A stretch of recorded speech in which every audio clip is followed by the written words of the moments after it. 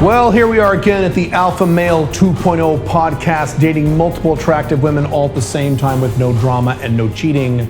Location independent income, the freest lifestyle available to the modern day man. I am Caleb Jones, and I've done several podcasts where I talked about my life as a beta male when I was younger before my conversion to Alpha Male 2.0. And a lot of guys, a lot of you have said, we love these stories. We love these examples. This gives me hope. We love listening to how beta you were back when you were beta. This is awesome. We want more of this. But then I'll get a bunch of other guys who say, yeah, that's cool, but what I like is your player stories. Your stories when you were banging 18-year-olds, and I want to hear more of those stories. I want to hear more dating stories. So fortunately, I have a genius level IQ. And I have used my vast brain power to take both of those topics and merge them into one for this podcast. So that means this is the perfect podcast for my audience, because I'm going to talk about both in the same podcast at the same period of my life. And that is right after my divorce, when I was still technically a beta male, but I was divorced and I started dating hot girls. What happened during that first year? So it combines both beta male, stupid beta male, doesn't know what the hell he's doing, and dating stories. Genius. All right, some of you know bits and pieces of this. I've talked about this historically a long time ago. I got divorced in February of 2007, okay?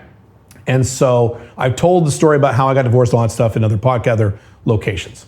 So by the end, I don't remember when in February, so by the end of February, I found myself in a one-bedroom apartment. I had I believe I had a lazy boy chair, a desk, a little chair to work on, and I had a mattress. And that was it. I didn't take any of my furniture. So I started from zero. And that's all I had. So I had a bedroom. I remember the apartment. You walk in, there was like the living room, a little tiny kitchen, and you walk back, the bathroom was on the right, and the bedroom was on the left, and that's it. And in the bedroom, I just had a mattress in the corner, and that was it. And some of my clothes. That's it. That was me. That was badass player alpha male Caleb in 2007. And the first thing I did when I got divorced, and I knew I was going to get divorced. So for a while, I didn't do anything because I didn't know what was happening. I didn't know if this was a trial separation or if we were going to get back together or blah, blah, blah. I didn't know. So for the first week or two or three, I didn't do anything. I thought about stuff. I was planning in my head, man, if I get divorced, oh man, I'm going to get laid. Woo! So, and I was partially right. Didn't know at the time. So what happened is I had lunch with my wife at the time, my separated but still legal wife, and trying to figure I don't remember the gist of what we talked about. We're just trying to figure things out. And she basically got upset, which is what she did a lot. That's why I got divorced. And she said, you know what? Well, then fine. I just want a divorce. We should just get divorced. And I said, ooh. I didn't say it like that, but my brain said, ooh, good. All right. Because I was already checked out, if you couldn't tell by then. So I was already mentally okay, let's get divorced. So I said to her, okay, that's fine, but you understand that the divorce, the legal process of the divorce could take a year. Now, it actually took 2 years. Most of that was my fault. It could take a year. It could take 2 years. It could take forever. So I'm just letting you know, if we're making the decision to get divorced, I'm going to go do some stuff. And she knew what I meant. I'm going to go do some shit that I can't undo once I do it. So are you sure? And she goes, yeah, I don't care. Do what you want. I don't care. Whatever. I said, okay. And so I walked out of that little restaurant, and I remember that moment, okay, gloves are off. I am now free to do whatever I want. And I did. So here's what I did. I remember doing this. I remember how excited I was. I sat down and I made a list of all the women I knew, mostly in my work life, okay, primarily, women I'd worked with, women I was currently working with, women I had worked with, various other people I knew. And I sat down, I went through a mental Rolodex, and I said, of all the women I know, okay, who are the ones that are single, or I think are single, and I would have sex with? And I kind of went through, racked my brain. And I had a list of 5 people. I finally got a list of 5 women, not very many, but good enough. And these are women who were hot, attractive enough for me at the time at least, and who I figured were single, or probably single, definitely not married. And then I went back through the list. I kind of sorted them in priority. I remember doing this. And the bottom 2, I wasn't very excited about. I'm like, I'm excited about these first 3. But these bottom 2, I'll go for them if I get nowhere with the first 3. And I didn't know what my results would be. I had no idea. I said, well, probably I'll get nowhere with the first 3 because they're pretty. And knowing my luck, remember I was a beta, knowing my luck, they won't want to have sex with me. So I'll just have to go these bottom 2 and just put up with them. Oh, well, that sucks. So the top 3. One was someone I had worked with before and wasn't working with currently. Another was, the 2 others were in companies that I was doing consulting with that I didn't know. These weren't women I worked with directly, but I knew them. And so I didn't work with them directly, but they were tangentially related to consulting contracts and consulting companies I was working with. I have a rule, at least I had a rule, no, I still have it, where I don't have sex with anyone I work with. I've written about this in my blogs, and I stand by that rule. And I've abided by that rule, and I even kind of had that rule way back then. But I was a little more flexible about that rule back then, as you can imagine, because I hadn't had sex in, I think, 7 months, which is the longest I ever gone without sex in my life, post losing my virginity, and I was going crazy. So that was the second 2 women. They were 2 different, all women were in all 3 different companies. They had no relation to each other. So let me first cover the first woman. This is so funny. I haven't thought about this stuff in 20 years. First one was an attractive woman in her mid-30s, blonde hair, big boobs, exactly what daddy likes. Exactly what daddy likes. And so she was number 1 on the list. And I already knew her, she was the one I knew the best out of this. And her and I had actually flirted a little bit when I was married. Nothing happened. I did not cheat on my first wife, when I was married. Never did that. I wanted to, badly, but I never did that. But there was some flirtatious stuff going on between the 2 of us when we did work together. She no longer worked at the company that I'd worked with, so she was perfect. And so I don't remember exactly how I did this or what I said, but I called her up and I said, hey, let's hang out. And I actually think that I said, hey, I'm in an apartment. Oh, yeah, I did. I said, I'm in this apartment, and my apartment happened to be located in the same town as hers. It was a suburb of Portland, Oregon. I said, I'm actually, right by you. So one of these days after work, you swing on by. She's like, oh, okay, cool. So she did. And she sat in my 1 chair, in my lazy boy chair in my living room, and I sat on my work chair. And I verbalized everything to her. Now, don't do this. This is bad. It was a bait. I know what I was talking about. I knew that I wanted to date 3 women, non-monogamously, have sex with all 3 women. All 3 women knew I was having sex with other women, and they would see me anyway. That was my goal back then. I hit that goal very quickly. But that was my goal. I didn't know how to implement that goal. I had no idea what I was doing. But I knew I had that goal. I said, okay, I'm not being monogamous again. Fuck that bullshit. I want 3 women. And I also didn't want to date, at least at the moment. I changed my mind very quickly on this because when you're out of a divorce, you're not thinking very rationally or clearly, okay? So I said, well, I'm not going to date. I'm just going to have sex. Now, I changed my mind very quick. I'll talk about that in a second. So I remember talking, we had a long talk. We talked about stuff, and her and I got along really, really well. To this day, her and I are good friends. She lives in California somewhere.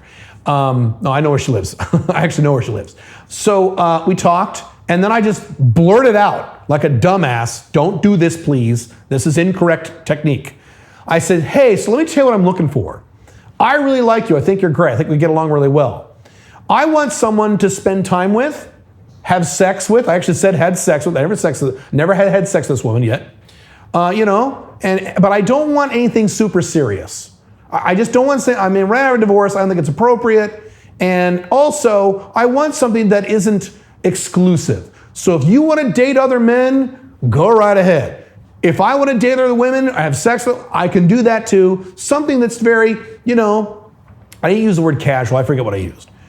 And she goes, so like a friends with benefits. She actually said this. And she didn't say it in an angry tone, amazingly for a woman over 33. She just said it so like just in a matter of fact, it's like a friends with benefits. I said, well, I don't know. Maybe that, maybe not. I don't know. And again, I didn't have any of the terminology, FB, MLTR. I didn't have any of that stuff. I was right out of the gate, total beta. Didn't know. And she didn't say yes or didn't say no, but we started seeing each other. And I don't remember the progression of how long this took. This was actually very quick. So I think this was like, I had the discussion with my ex-wife on a Wednesday. I think this was Friday. She came over again Saturday night, and she brought a little bag, like she was gonna spend the night. I'm like, ooh, this is cool, ooh. And she was dressed kind of casually, like in sweats and stuff, and we just talked in my apartment for like hours. And, but I remembered, I had this memory of, and I've talked to those other podcasts, of the woman I dated many years before I had met my wife when I was a young beta male in my early 20s, who spent the night at my house, and I never sexually escalated on her. We never had sex, we just kissed and did nothing else. I remembered that, and I said, okay, I am never doing that shit again. No, no, no. So I remembered this woman, and if you're a beta, or were a beta, you could totally relate to this as a man. She was in my kitchen, and we're talking, and we're talking, and we're talking, and I know in my head, I have to make a move. She's not gonna make a move, she's a girl. So I said, I've already been through that. I've already been through this scenario several times, going all the way back to high school, where if you're sitting there talking to a girl in a dating environment, and you don't make a move, the girl's not gonna make a move, unless she's very drunk. So you have to make the move. Even though she really wants to have sex with you, you have to make the move. That's just the rule, that's the way it works, okay? Right? Right. So I'm sitting there thinking, I gotta make a move, I gotta make a move. And I thought that for like 2 hours. I'm not kidding. I'm talking and talking, we're standing and we're shifting and talking, and she's being very nice. And often women know, they can sense, okay, he wants to kiss me, but he's nervous, so I guess I'll just keep talking, because women aren't gonna make the first move, just not what they do. So we're talking and talking and talking and talking and talking, and finally, I don't remember how exactly I did it, I just walked over her and started kissing her. And then we had sex, and I was very happy, sort of. I've mentioned this in books before, in some of my books. This is the first time I had sex with a woman who was not my wife for about 10 years. And this is a very common thing. A lot of men report to me right after a divorce or a separation, when they get out of a long-term monogamous relationship, my dick didn't work. It didn't work. And I was so pissed off, because I wasn't nervous. Once we started doing shit, this has always been my pattern as a beta. Once things started happening, clothes started coming off, the nervousness was gone from me. I just plowed forward. And so it sucked. It didn't work. And I had memories of when I was a virgin and it didn't work. Back when I was, 10 years prior, 15 years prior to this. I'm like, oh man, is this gonna be the same problem where I have to have sex for 4 or 5 times for it to start working? This sucks. And she was very patient, but other than the fact that it didn't work, we did other things, we did our best. I had a great time, I was very, very happy. Because she was hot, she was blonde, she had big boobs. I was so excited. I'm like, finally, oh my God. Okay, then we had sex again, maybe the next day or 2 days later, and it worked. My dick started working instantly, never had a problem since then. Yay. I said, well, thank God I didn't wait 4 or 5 times like back when I was in my early 20s. Yay. So the hilarious part of this is that I had the conversation with my ex-wife on a Wednesday. By Saturday, I was having sex with somebody. That's how motivated I was. There you go. So I started seeing this person, and I will never state names publicly. We saw each other for about 6 weeks. We went out on dates, but they were very casual dates. Little did I know, and I eventually figured this out either through things she said, I kind of put things together. She was dating a married guy who still worked for the company I was working for. Oof, okay. But it was fine, it was non-monogamous. I said, well, this is non-monogamous, so I didn't have that term, I didn't know what to call it. But I'm like, well, she's allowed to do that, fine, I don't care. Great. I started to like her, because this is what happens when you're divorced and get into, relationships like this. I should not have. And then within a few weeks, I realized this isn't gonna work because we're too similar. This woman, the reason we got along so quickly and so well is because we were very, very similar. However, I've talked about this before in other podcasts, other YouTube videos and articles, you're not attracted to someone who's just like you. It was a very fiery, passionate relationship that burned out very quickly within 6 weeks. We stopped seeing each other. But we're still friends, and sporadically, I had sex with her sporadically over the next several years. Great person, wonderful person, still friends this day. So then I said, all right, I gotta go back to my list. So I went back to my list and got to the second name on the list. And this was a woman who I did actually work with. So this would have been a violation of my rule, but I didn't care. I was still horny. So we were emailing for work stuff, and occasionally we would mention personal stuff. And one day she said, after I had come in at a certain appointment, she made a little comment in the email saying, I don't remember how she said it, but she said something that was nice about how she was attracted to me. Because she had heard I was getting a divorce. So immediately that gave her like the permission to say this to me. I don't remember what she said. And she actually said, she said it in the email and then she said, I'm sorry, I didn't just say that. So we start going back and forth over email like, well, and so we started texting. And we set an appointment for her to come over to my apartment. Now, again, none of these women gave a shit that I had no furniture because they already knew me, okay? Just if you're aware. So we set an appointment for her to come over to my shitty little apartment. And she was gonna go see a friend out on that, she was nowhere near that part of town, unlike the first person who was right down the street almost. This was way across town. But she was gonna go see a friend that night, and then on the way back come see me, or something like that. I don't remember details. This was like, almost 20 years ago, okay? So I could have this a little off. So I'm like, oh man, this will be great. This woman, by the way, had dark hair, was kind of tall, big boobs. Again, what daddy likes. And we really got along well.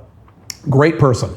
And so she's texting like, okay, I'm gonna be at my friend's at like 6 p.m. I'll be out there and I'll be over your place like 10 a.m. Or excuse me, 10 p.m. Which is all I knew. Okay, 10 p.m. means it's on. Good. And I knew I was confident now to make a first move because I had been having sex with other women, so the confidence factor was much higher. And so I'm like, all right, cool. Well, I'm in like Flynn. This will be great. And then at like 9:30, 10:50, she says, oh, hey, I can't because some reason with her friend, I forgot what the reason was. So she couldn't come over that night. She canceled. I said, all right. I was frustrated. I'm like, fuck. Okay, well, I'll get her again in a few days, no problem. So a few days, try to reschedule, and she goes, so she wrote me this long email. There's this guy I've always had a crush on for many years, and he just broke up with his girlfriend, and I just saw him for the first time last night, and I really like him. I really like you. You're amazing, but I really want to see where things go with him first because he's someone I've always had a crush on for many years, and blah, blah, blah, blah, blah, blah, blah, blah, blah. So look, if it doesn't work out with this guy, I'm all yours. But I really want to see where things go with this guy. No. Okay. I'm like, shit. So I'm hoping, crossing my fingers, that it doesn't work out with this guy. Well, it works out and they get engaged and later they got married. As far as I know to this day, they're still married. This is a long time ago. So it did work out. So couldn't get with her. Damn it. So crossed her off the list. So at this time, I look at the third woman on the list. However, I'm like, okay, I'm running out of chicks fast. So I need to get on the online dating stuff. So this is when I first started online dating. This is 2007 now, to put this in context. So this is like what, March, April timeframe, 2007. So back then, the websites were Match.com and Yahoo Personals. Those are the two big ones. Matter of fact, those are the only two ones you needed back then because online dating way back then was a lot easier. So went on the online dating sites, whipped up a profile. I didn't have a picture of me, so I took a picture with my BlackBerry. I did a selfie with my BlackBerry, and BlackBerry cameras were not very good back then. I still have the photograph.